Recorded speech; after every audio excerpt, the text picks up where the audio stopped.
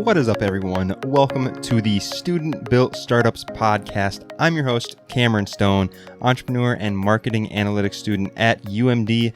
I interview student entrepreneurs to share their stories and business strategies. Now, today's guest will speak about storytelling, content marketing, and customer experience. He has absolutely a ton of experience on these topics. He's been using his methodology that he developed for the last 10 years in multiple different media agencies, marketing and advertising organizations, as well as consulting with private and public companies. If you're in need of any marketing and customer experience help, or you're interested in learning more about business, I highly encourage you to head over to growhouse.org. The link will be in the show notes. Now, I'm super thrilled to introduce you to the owner of Grow House, Drew Donaldson.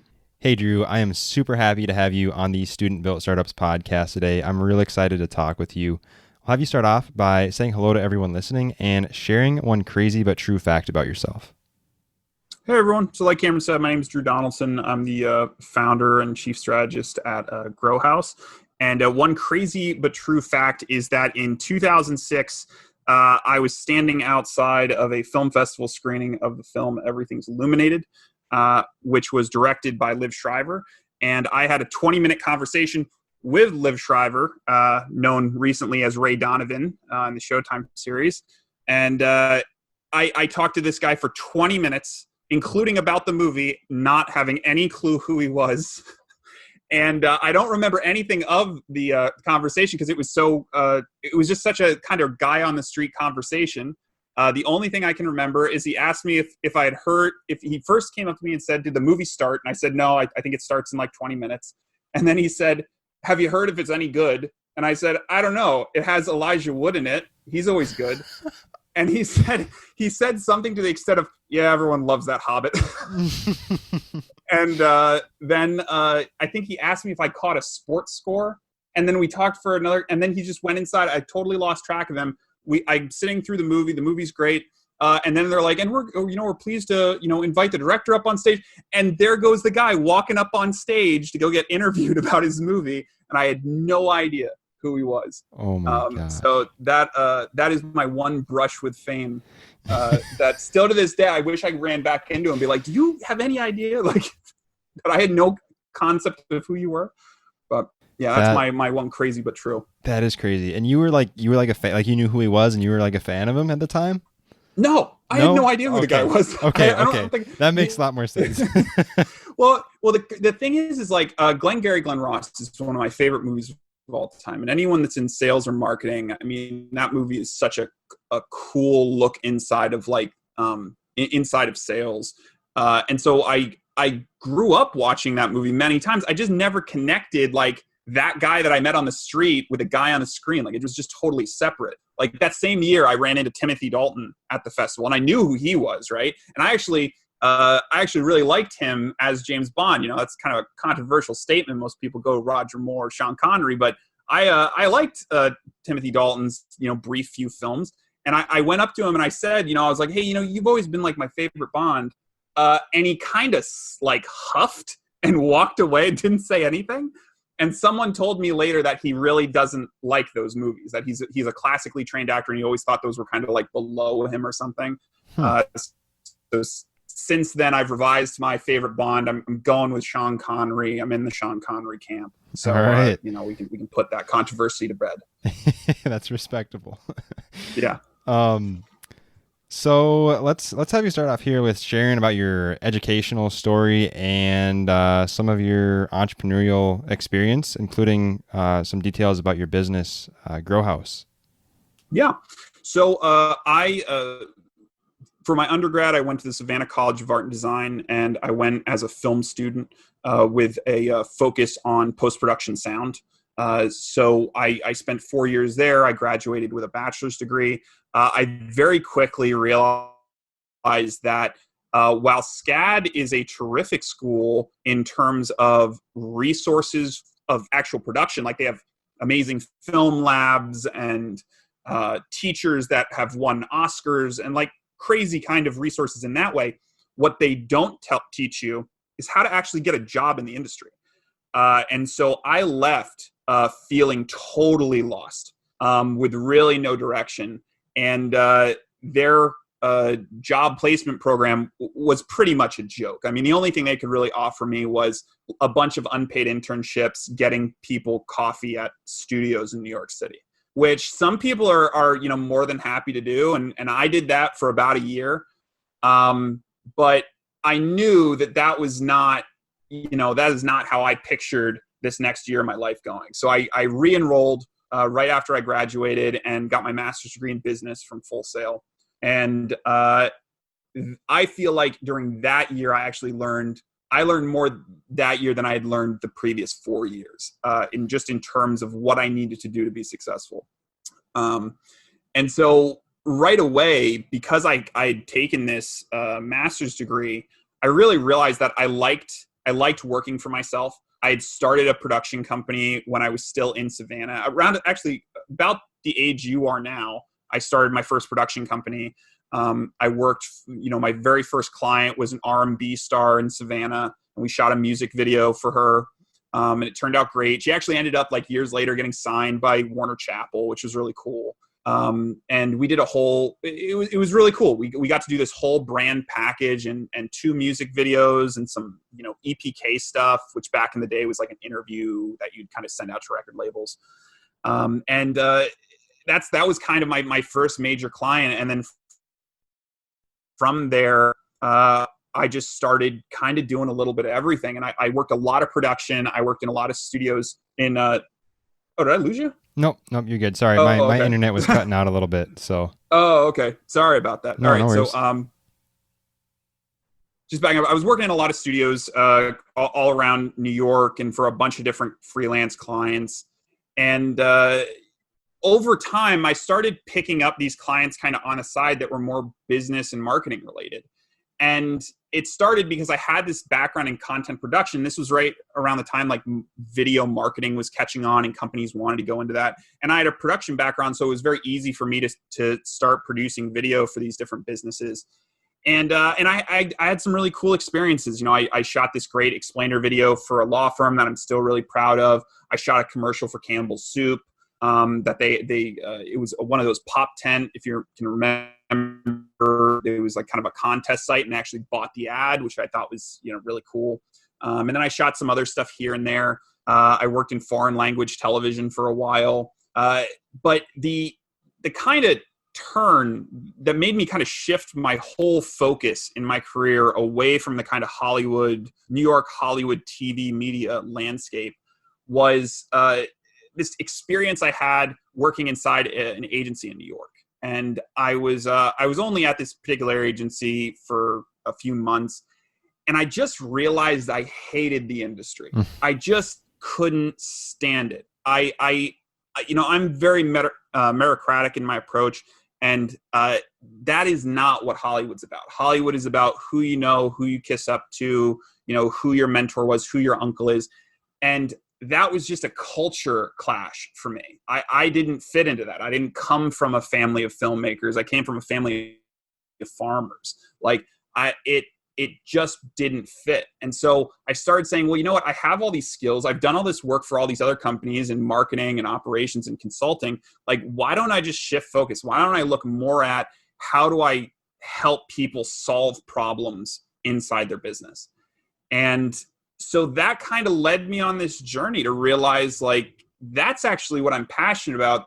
I was kind of using content as a gateway to that kind of aspect of helping people solve their problems. And so I started recruiting clients with a simple idea of I have a track record of coming in and helping businesses solve complex, ugly, teeth clenching problems.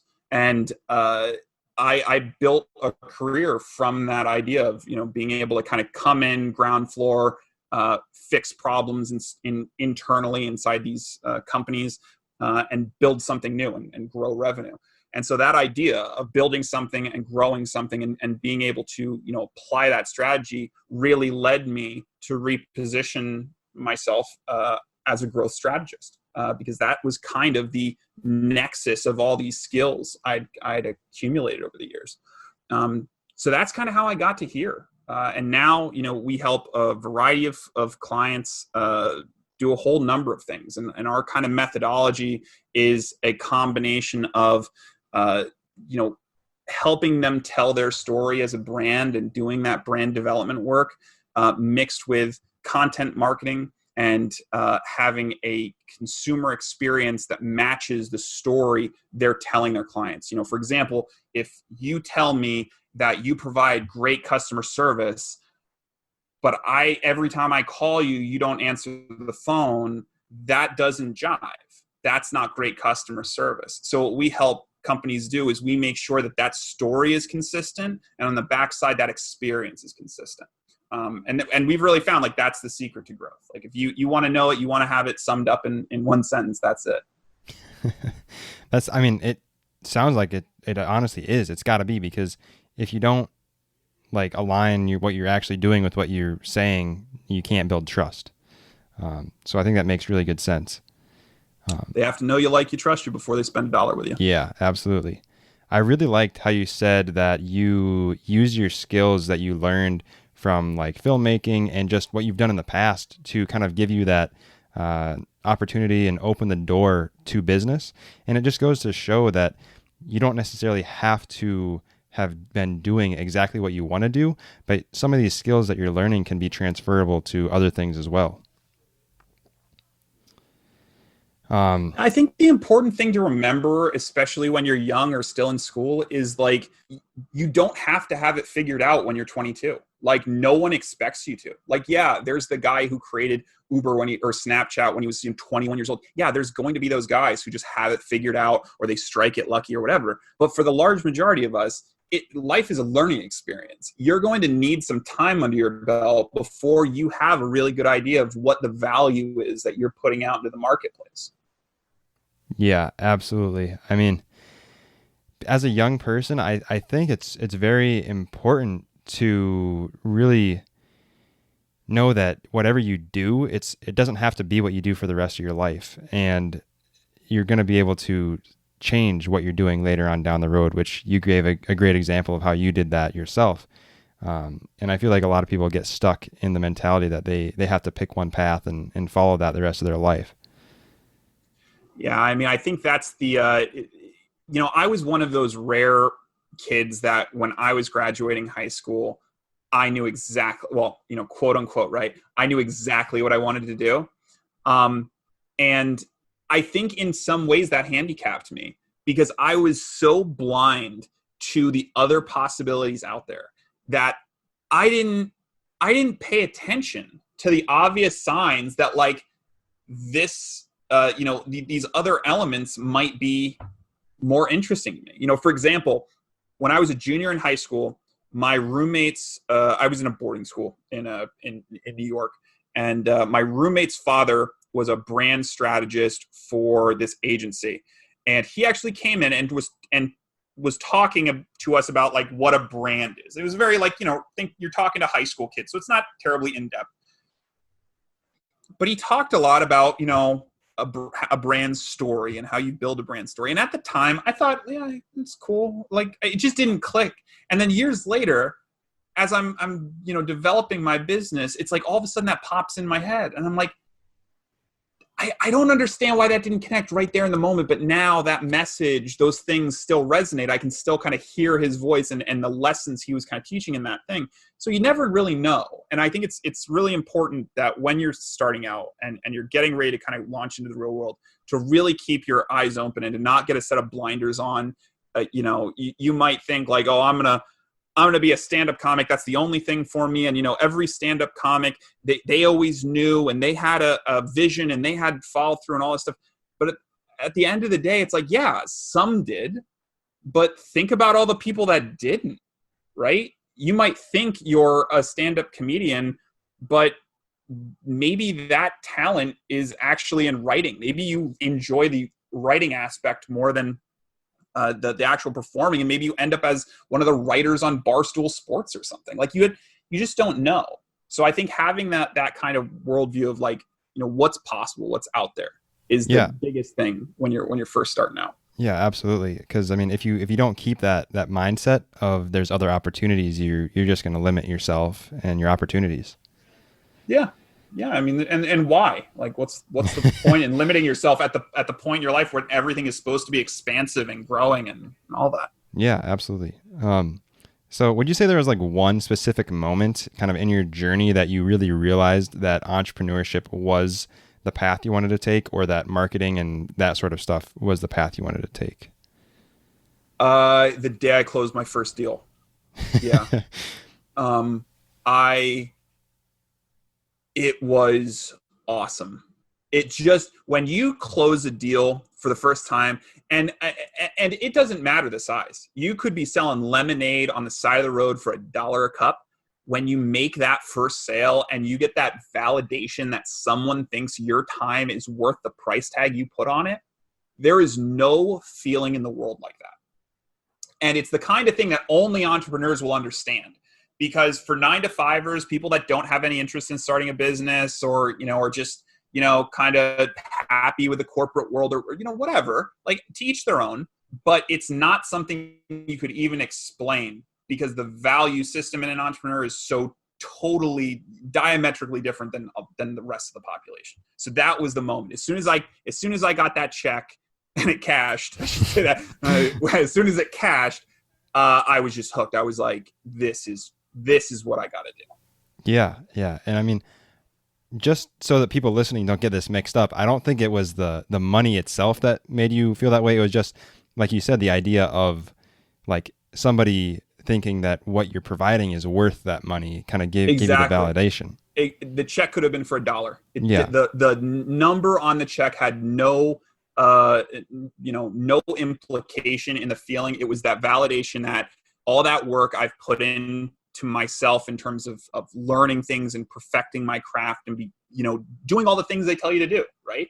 All of that work actually paid off. Someone actually thinks that I'm worth the dollar figure that I put on myself. Yep. So that's really I think that was the big moment for me. Yeah. Yeah, definitely.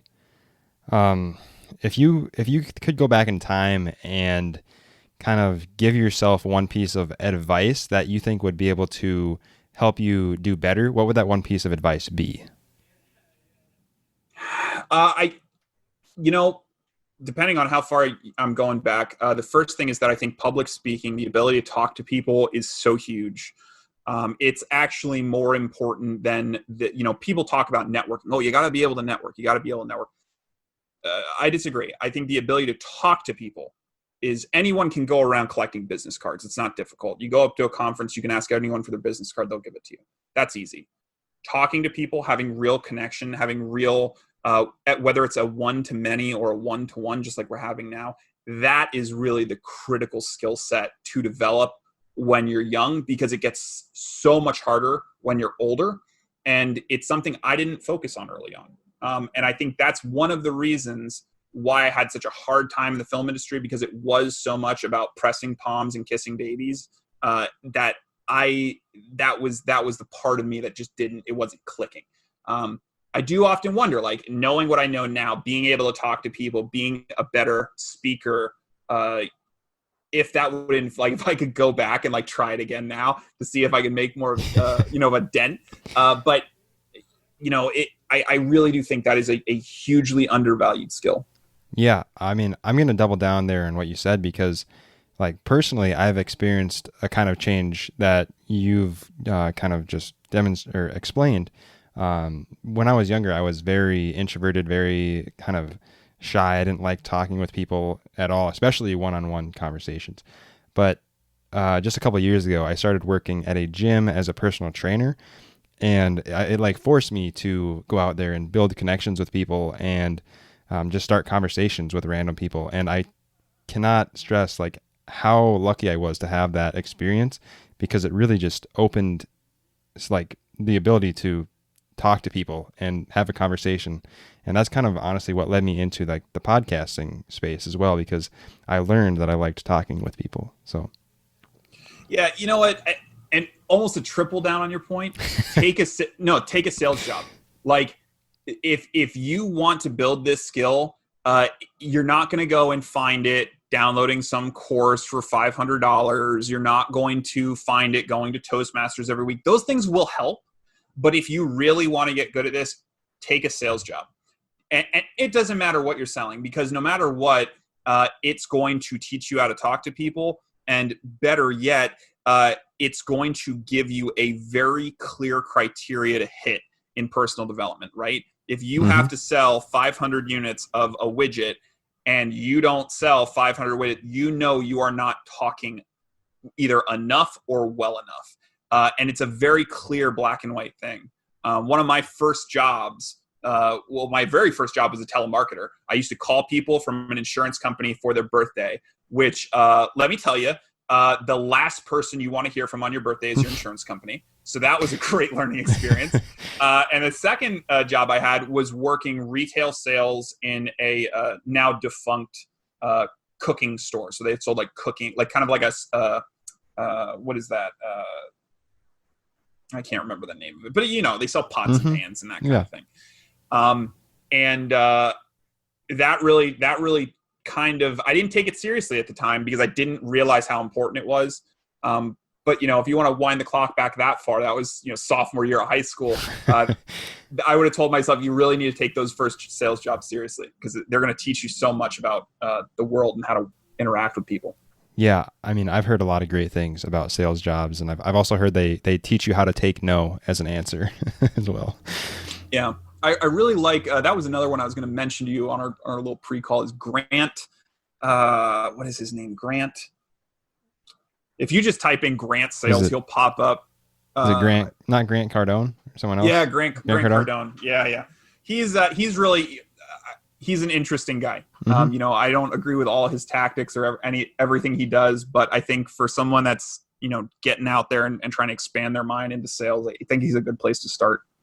Yeah. I've been watching some of his stuff, and I'm kind of right there with you that agree with some of it. And he's a very interesting guy and has some good ideas and good concepts as well. He closes a lot of business. You got to give him that. Like, you can't hate him for that. So, yeah. So did you have like a specific like aha moment when you realized like a specific strategy worked for business, or you really found like an idea that you could like ground your foundation in? So like the concept behind my business, the philosophy we follow is really something that is like a decade in the making. It took me 10 years to figure out how all these pieces fit together and how to tell that story. So it wasn't one thing where I was like, oh my gosh, this is it. It's an iterative process of going through and saying, I started from the content field, right? So I say, content marketing is important because it allows you to tell your story, provide value, and showcase expertise, right? That's very simple. It's very easy. But just for me to rattle off those three things, that was probably 3 years of my journey, right? Because I'm coming from a creative mind space. I'm here, oh, no, video is just supposed to entertain, right? I'm not thinking of it in the way of like, how do I solve a business's problem when I'm first starting out? I'm thinking of it very simply. So like that element. And then after, 3 years, okay, I got it's here's the three things that does. And then I start thinking, okay, well, telling the story. What goes into telling a good story? And then so I think and I write about it, and I revise, you go through 100 versions of your website before you find one that fits, that tells your story. And so then I figure out like, okay, this is how it ties into content marketing. We're using content marketing to tell that story, to showcase that expertise, to demonstrate that passion, to demonstrate that commitment. And then it says, okay, well, but now we have customer experience over here, because if they're saying one thing and doing another, then that doesn't work. They have to talk together. So, okay, we're gonna focus on customer experience. And this is another one of those things that and my wife and I would have these discussions all the time about poor customer service. Like hours-long conversations about how we could not believe that this company was treating us so poorly, like whether it's a phone company or whoever. And it one day just clicked. I was like, we know more about providing great customer service than like half the businesses out there. So if we can teach someone what we as customers expect in terms of turnaround on communications, quality of service, making what you say and what you do match, like that in and of itself is kind of a superpower to add to this mix. And so once we had the three elements, then it just was this kind of natural outcropping where it's all of a sudden like, bam, that's what it is. That's the mix. That's the formula that determines whether a company grows or not. It's having all three of those elements in place. Yeah, I think that's one thing that right away I want to talk about is the whole customer service thing that you mentioned, because like you said, think of it as a consumer. And I think that a lot of business people, they look at customer service from a business lens and they almost forget about their like human side as a customer. And they forget about last week when they had an issue with this other business that they're a customer for and how it felt to them when they were dealing with bad customer service. They go back to work and try to make customer service changes or implementations, and they just kind of disregard their own experiences. I feel like that might be one thing that people really miss out on. Isn't that amazing? Isn't it amazing how you can have like I was telling you on the pre-call, like I do probably 30 to 50 webinars every year, and I have clients all over the place in terms of what they do, and some of them are in the finance sector, and I will sit and listen to a CEO of a bank I use talk about how important customer service is, only to go around and not get that quality of service from that bank. And it's the great disconnect. Do I blame the CEO? No. At the end of the day, yeah, the buck does stop with him, but you're a huge bank. Like I can't expect you to know everything that's going on. But the reality is that disconnect is very real. And unless you're able to really put yourself in that customer's shoes, you're doing a great disservice to your business by not having that experience line up with what you're telling people. Yeah, absolutely. And like you said, like the CEO doesn't have complete control, but I mean, the change of like actually implementing good customer service has to like come from somewhere. And it might, at a large company, like a large financial institution, it may take a long time to actually make those changes, but it just really has to start the compounding effect of those changes. And once you get the ball rolling, I'm sure that it will continue to move in the right direction as long as the right people are pushing the right way. Yeah, I mean, I wrote this letter to some of my clients kind of at the height of this crisis because I was getting inundated with calls and emails and text messages about, what do we do now? What's the play? What's the play? And in that letter, I reiterated that the playbook hasn't changed, right? The book of providing value first, the book of providing excellent customer experience, the book of having your story match what you're doing hasn't changed. In fact, it's amplified it. That need is now greater than ever. And what I said in that letter is I said, I've gone through this with other companies in the past. They've had internal issues, internal crises, social issues, economic issues, and the part of that whole scenario that makes the biggest difference is not changing tactics or adjusting ad spend. What it is having a leader or a leadership team that is able to make bold decisions and make bold action to get themselves out of that. And so while, the CEO is not going to always have that viewability, it's also his responsibility to have that viewability and to make sure that all of those elements are working together. And that if something isn't broken, to not sit idly by and hope that someone lower on the food chain will deal with it, but to stand up and say, no, we're fixing this now. I don't want to hear another complaint about this. It's unacceptable. It's unacceptable for us to practice this way. So that's I think there are companies that are very much like the pass the buck along. But the companies I really prefer to work with are the ones that really have that bold leadership. Yeah, I mean, I cannot agree with you enough. And one kind of mentality that I really agree with is that like owners or CEOs of business, I think they need to have the mentality of they may not have complete control over everything that goes right or wrong with the business, but they need to take 100% responsibility mentally for anything that goes right or wrong, because they're the leader and they're supposed to lead the company. Yeah, and I think even though there are uh, a million responsibilities that your average CEO has to maintain, the top priority for anyone in that chair needs to be, do my customers like doing business with me? Yeah. Because at the end of the day, it costs more money to recruit a new client than it does to retain an old client, and retained clients are more profitable. So if you set the table that way and you say, my job as CEO, yes, I have to attend board meetings and make statements and do this and that and, decide who's on my team. Okay, if we push all that to the side and we say, what's the most important thing? The most important thing is that the customers keep ringing the cash register. So let me start there. If that's running fine, then I'll focus here. Let's figure out a new product. How are we addressing this market? All the other things that a CEO needs to be worried about. But neglecting the customer and not having a good visibility on that is really a big mistake. Sadly it's a mistake a lot of companies fall into. Yeah, and I mean, you can't really grow as a company when you fall into that mistake, because if you're losing customers, it doesn't matter if you're gaining new ones, because you're going to lose them eventually. So maintaining them and retaining them is vital to growth. Yeah, and if you're able to survive and have a poor service model, then chances are it's not because people like doing business with you. It's because you're a commodity service. You're a necessary evil in their life. And I don't know about you, but I don't want to ever be thought of as a necessary evil in somebody's life, right? Mm-hmm. That doesn't seem like good positioning for a brand. No.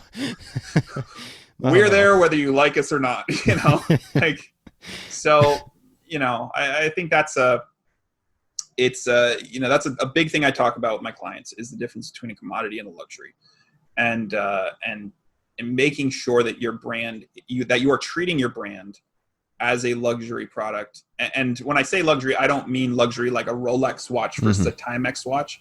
I'm talking about luxury in the sense that you're taking more care and compassion in what you do than the average bear. Yeah. So what do you enjoy most about what you do as an entrepreneur and just working with clients on marketing and branding? I like building things. That is the number one thing. And that has been a consistent thread throughout my career, is that I like building. It doesn't matter what it is. For example, I'm renovating my house right now. I enjoy building on that the same way I enjoy building businesses, the same way I enjoyed building a nice meal or cooking a nice meal, right? It doesn't matter what sector I can build in. I like the ability to start with raw materials and, create something out of it. That whole process is really what, gets me up in the morning. Yeah. I mean, I think that the whole building things is a great, I know not everybody has that same personality of they like to build, but I think that liking to build stuff is a great thing to do, because you're going to actually be able to see that final result, not necessarily a final result, but see the results of what you've built. And you can kind of measure your progress and see your kind of what you've accomplished through building. Yeah. I think for a lot of entrepreneurs, it's probably a foundational part of their personality is that desire to create and to build. Yeah, I can agree with you on that. So how do you handle fear in your life, and what have you done to overcome some of your biggest fears? I live with unbridled optimism. That's the God's honest truth. When something bad happens, I look it in the eye, I acknowledge it, and I move on. Yeah. And if there's something, that you ever hear that thing about bears, how they're more scared of you than you are of it. If you live like life is more scared of you than you are of it, you will go far. Yeah. You really just need to kind of buck up and be brave at the end of the day. Yeah. I mean, I think that you made a great point there. And I've been trying to kind of build that mindset of kind of optimism, as well as just using fear as almost a guide to know where your growth is going to be and go towards those fears. And once you kind of overcome those fears, you're going to be one step stronger, one step better, one fear overcome than you were, one more fear overcome than you were yesterday. So that's kind of what I've been trying to do, is personally trying to build my own mindset around fear. Yeah, I think the biggest fear is, people say the biggest fear is failure, but I don't think that's true, actually. I think the biggest fear we all have, because the biggest fear of failure, I think, is true for people who are entrepreneurs or people who are really gung-ho in life. But let's face it, not everybody has that personality. And a lot of people play it safe because that's how they want to play it, right? They don't want to instill more fear. I think the biggest fear, though, is that people worry other people aren't going to like them. And so I think if you address that fear early on and you realize that there is 50% of the population that might not like you, and just kind of accept it and move on and say, well, I'm not going to worry about those people that don't like me because I'm going to talk to the people that do like me. Yeah. That's the right way to look at it. I mean, so what if there's 100,000 people that don't like you? You might have these 55 people that do like you. So go hang out with them and build relationships with them. It doesn't matter what other people think about you as long as you're happy with who you are. No, I don't care if someone is out there, going and calling me a hack or saying that I don't know what I'm talking. It doesn't affect me, because at the end of the day, I have a tribe of people who don't think that way. I have a tribe of people that will not only listen to what I have to say, but use it, leverage that kind of knowledge to help them grow their business. And I've watched those businesses grow off of that advice and counsel. So at the end of the day, who cares what, Joe Schmo says about me? I'm never one to make enemies. I don't go and badmouth anybody publicly. Even we were, talking on the pre-call about Gary Vee. There's some things I don't agree with Gary Vee about, but I would never go and talk bad about him. What good does that do? I know some people really take that antagonistic approach, and even in their marketing, especially, I don't know how much marketing for marketers you get, but so many people start out their stuff with, this guy's a fraud, or his systems doesn't work. Or I just saw one today that said, why content marketing is the worst way to grow a business. And I just laughed and I was like, well, clearly this guy has no idea what he's talking about, right? Yeah. But it doesn't affect me, because you know what? The guys that he's going to attract are the people that are probably not qualified to work with me anyway, right? They're looking for a cheap win. They're looking for the easy way out. They're looking to, they don't care about the of providing value to their clients. They're just trying to make a dollar. So I don't want clients like that. I want clients that are looking to actually grow and provide value and be that resource in their community. So, yeah. You're spitting straight fire today. So let's jump into your unique marketing strategy and talk a little bit about that, so you can share some more value with the audience about marketing and branding. So what's the biggest thing that differentiates your marketing and branding approach from other people that are doing a similar thing? So I think that the biggest thing is that you have these practitioners that are focused on one thing or another. There's no one that has drawn the line between them and integrated them like we've integrated them. That's really the unique selling point. So for example, there's people who all they do is customer experience, right? And they will run surveys like crazy, testing your customer experience, and they'll run site audits, and all they do all day is customer experience. And that's great. That's good. They're probably good at what they do, but it leaves open a big blind spot for them, right? Because all they're seeing this problem from one specific lens, right? So if you do the same for content marketing, okay, that's great. You are great at producing video. You can knock a webinar out of the park. You can build content models, great.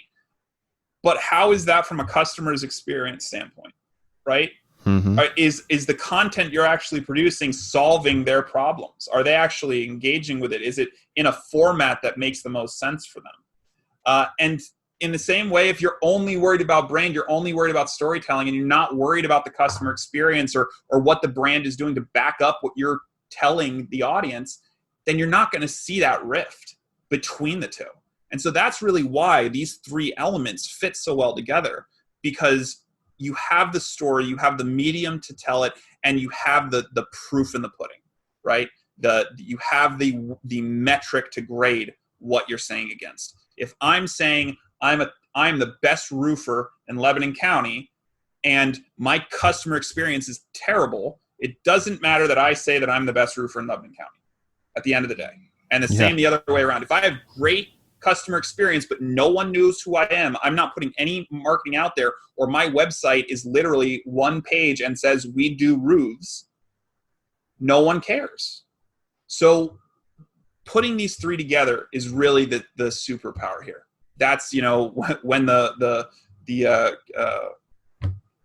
when our powers combine thing. Right? Yeah, absolutely. So how would you kind of advise somebody who is a current business owner to sort of take inventory on their marketing approach right now and start to transition to being more authentic, focusing more on storytelling and customer experience?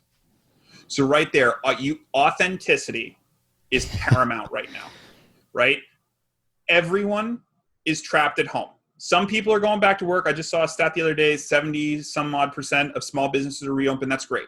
But at the end of the day, people aren't going out, and no one's back to normal yet. Some places worse than others. So in that state, with people working from home, right? They're on video calls all day where their kids are running in the background and throwing, soda cans at their head or whatever.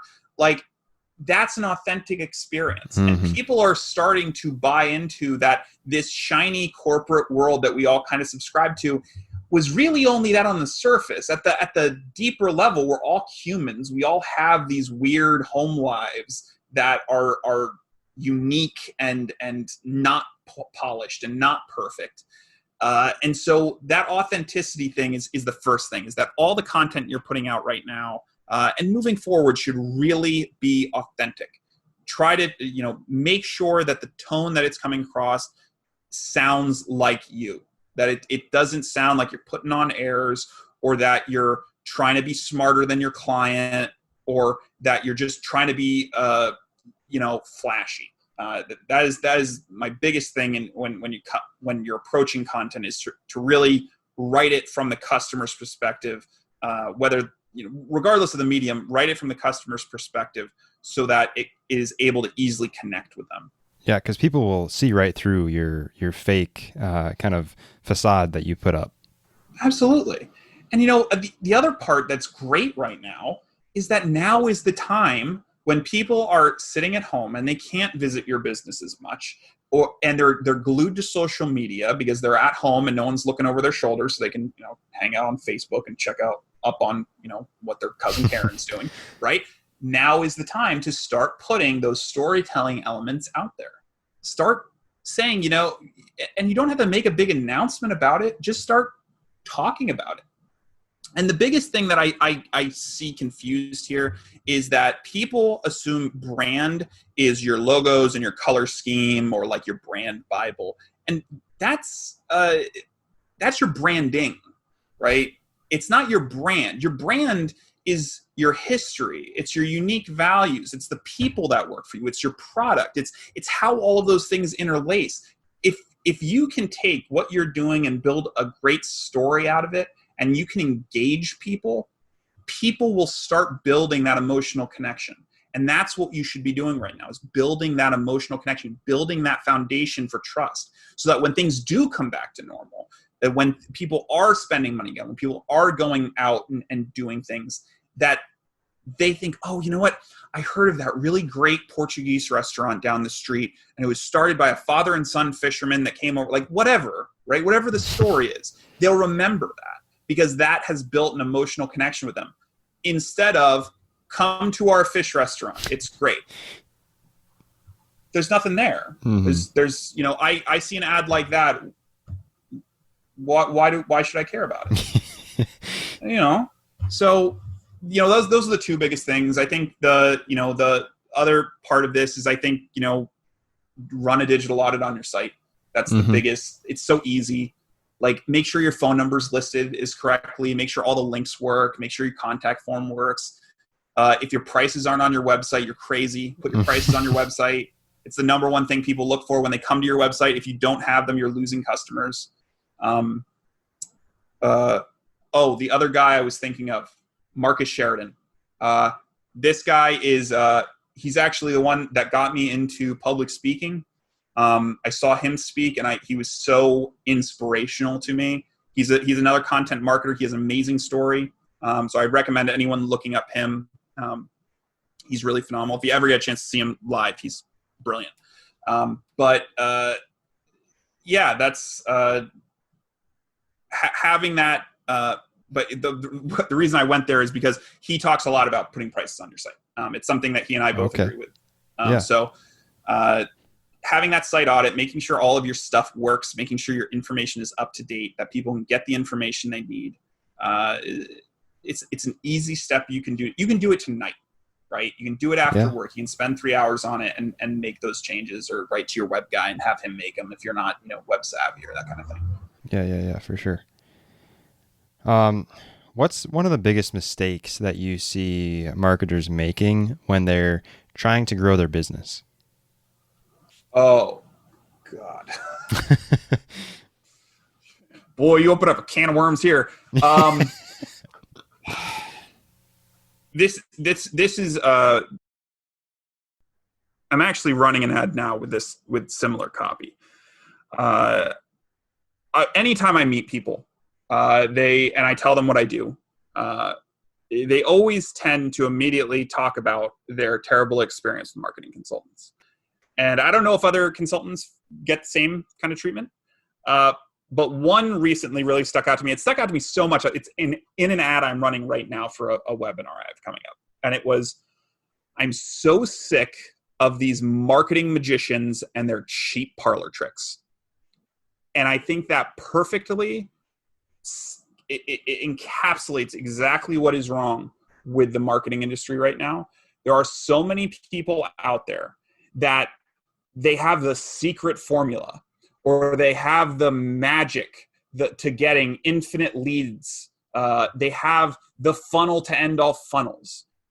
And at the end of the day, they don't deliver, right? Their system, they talk their system up, but they make the initial sale, but they're not living on residuals. They're living off of new sales. Yeah, they have a great funnel, but they couldn't build one for their clients to save their life. So they have the client for a 3-month contract. The client bounces afterwards, but they've already got paid, so they just keep on rolling, right? The other thing is trying to be a generalist. This is a mistake I made. It's something that is like, this will kill your business. Do not try to be all things to all people. Do not try to be a web design firm and a podcast studio and a multimedia expert and a webinar provider and all of these things. I have legacy clients, so there are certain aspects that I still offer on my website. And if you go there, you'll see we offer podcast production, and we offer blogs and landing pages. We offer all these a la carte services because we have these legacy or heritage clients that expect that, right? They come to us and they say, hey, I saw you took landing pages off your site. Are you guys not doing that anymore? So that's why we keep that on. But moving forward, when we're working with new clients, well, we'd still be more than happy to work on those a la carte pieces. We're really more interested in working our strategy and implementing our strategy and building that custom for a client and what that means for them and their business. So when in my days of being a generalist and trying to be all things of all people, I made zero progress to my goal because no one knew what to think of me. Because I would come out with a marketing message that says we do great video, and then they would go to my website and I'd have 15 other things listed on there. Because I was trying to catch every fish in the sea instead of the fish I wanted to catch. Yeah. I mean, I had a quote in my head that I was trying to think of to go perfectly with what you're saying. I think the quote was, if you try to reach everybody, you won't reach anyone. But if you try to reach one specific person, you're going to reach a small group of people that you can reach like very deep and have a deep connection with them. Now I'm really expanding upon this quote a little bit because I don't remember it perfectly. I know exactly the quote you're talking about, and I'm trying to think of how it ends, because if you can't reach, if you try to reach everybody, you'll end up reaching nobody. If you try to reach somebody, you'll end up reaching everybody. Something like that. Yeah. Like the idea is if you go after one target, you'll attract a much larger group than if you try to go after everyone simultaneously. Mm-hmm. Absolutely. Yeah. Well, we're running a little bit close here, so we're going to move on to the fast five real quick. We're going to try to speed through these real quick. So what's the most valuable learning experience that you've had? That's a challenge. That's the one I've been struggling with for all day, thinking about it, coming up to this. There's been so many. I don't think I could pick just one. I think the times when you learn the most are not when you're sitting in class. It's not when you're doing an internship. It's not when you're doing an e-course or any of that. It's when you fail, and fail hard. Like when you smack your teeth into the ground, you learn not to do that thing again. And I think the times of biggest growth and learning for me have been like times when I had to kick a business partner out of my business because we weren't seeing eye to eye, right? And take it on the chin.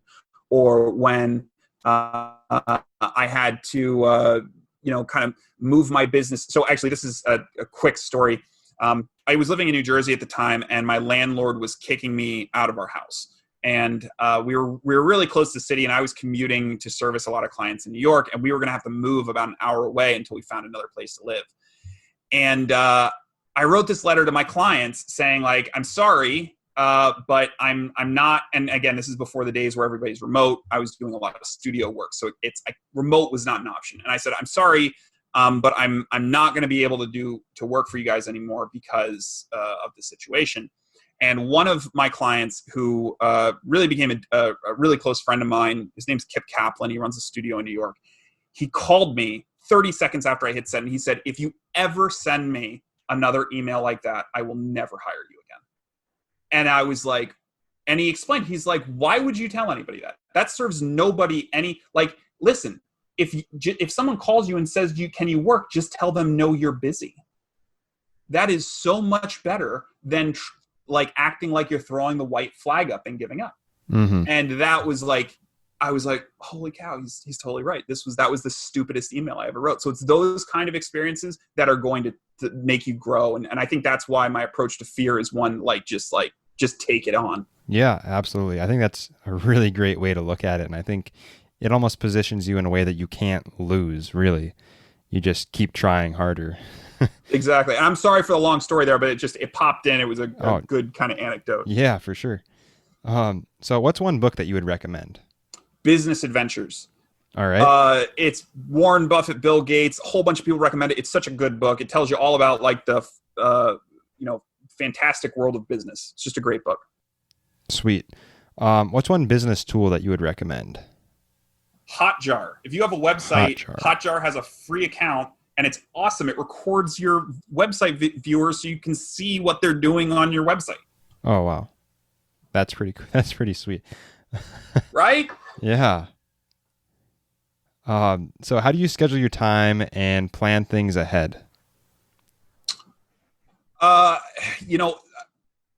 am very much a big picture thinker, and then I just go after it with a sense of tenacity that I think the biggest problem people have is they plan these big elaborate things and then they have a hard time getting started. And what I find is as soon as I have an idea of what I want to do and I have the feeling, and it really is a feeling that like this could work, I think this is worth going after, I immediately get moving on it. And so I don't do the kind of, Kanban board where everything's spread out and we're going to hit this by this time. I just do everything as fast as possible while maintaining a level of quality. So that's kind of how I, and this is less for client. Obviously with clients, you're planning things out and scheduling things and you're working off of a calendar. But when I'm developing products or services or, chasing down a new client, that's kind of how I approach it. Yeah, I think speed gives you a certain level of advantage that's hard to find with other things. Yeah, it's you can't go too fast, but having that speed is definitely going to give you the upper hand. Yeah.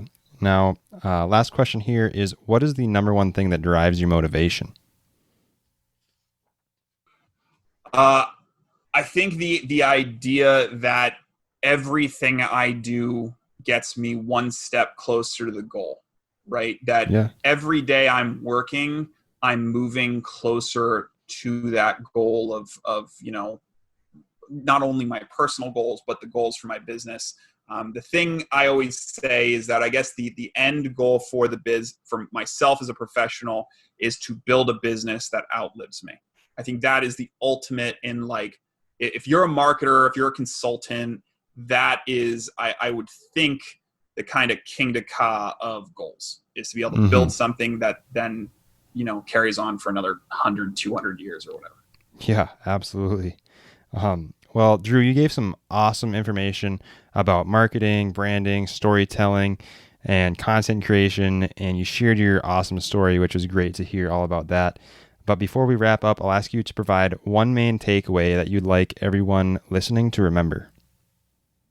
You need to provide value first in everything you do, whether that is, meeting somebody on the side of the street and trying to form a relationship with them, or trying to start a business, or trying to consult with somebody, or anything. You need to be value focused, because at the end of the day, that is the point of differentiation between a good business and a great business. A good business sells a product. A great business provides a value or values. So that's really where your focus should be, is how can I provide value to my customers above and beyond the sale? Yeah, that's a great piece of advice. Thanks for the awesome main takeaway. And where can we find more about you and your business? Sure. So we are found at growhaus.org. That's GROHAUS.org. And that has, you can find some of our past work there, our philosophy. I'm don't know how backed up you are in terms of a webcast right now. So I'm guessing this will probably come out after our next week's webcast that we're hosting. But that will be available on demand on our site in case you want to catch it. It goes into a little bit more of our strategy. If you're interested, I'd be more than happy to have any of your listeners join that. And we're going to be launching a course for small business owners here starting in, we're launching it next week. And the course is going to start in July. So that's another way that you could engage with us, and we'd be more than happy to take all comers. All right, awesome. Thanks for sharing those opportunities with the audience here. And I had a great time talking with you today. Thank you for being on the podcast. Yeah, Cameron, it was a lot of fun. I'm really glad I was able to share Drew's story and all of his experience that he has with you guys today. It was a great time talking with you, Drew. Thanks for being on the show. And thank you for listening to this podcast episode. Everyone who's here right now, I tremendously am thankful for you listening all the way to the end and hearing everything that I have to say. Now, lastly here, before we end the episode, I want to make sure if you could just please take the time to hit that subscribe button and leave a rating and a review on whatever platform you're using. I would greatly appreciate it. It gives our podcast a little bit more credibility in the podcasting world and entrepreneurship world, and every review and rating that we get will help us bring one more person to start listening to this podcast. So that's really what I got for you guys today. If you're interested in the links and the show notes to everything that we talked about, head over to studentbuiltstartups.com and you can find the episode on there. Now, that's all I got for you guys today. Thanks again, and I will catch you on the next episode.